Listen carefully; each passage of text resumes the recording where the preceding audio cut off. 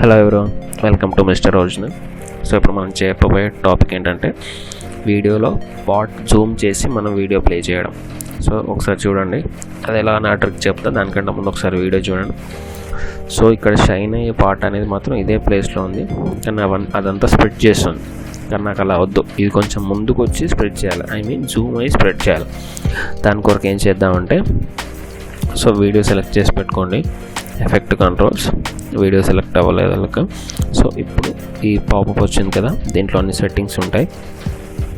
Position, scale, ఈ రెండు select చేసుకోండి. ఒక్క నిమిషం, యాక్చువల్లీ ఇది స్టార్టింగ్లో పెట్టేసుకున్నాం. ఇప్పుడు పొజిషన్, స్కేల్ సెలెక్ట్ చేసుకున్నాం. దీన్ని కొంచెం ముందుకు తీసుకొచ్చి, మనకేం కావాలి అది ముందుకు వచ్చి స్ప్రెడ్ అవ్వాలి కదా.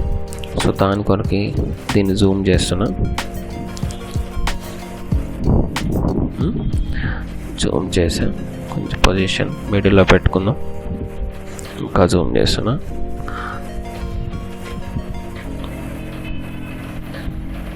Yeah, perfect. ఇప్పుడు ప్లే చేద్దాం. So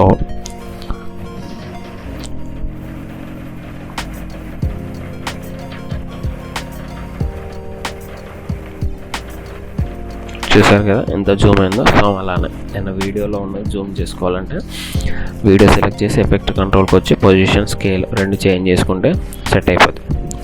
thank you. మీకు నచ్చితే please share and subscribe to mister original.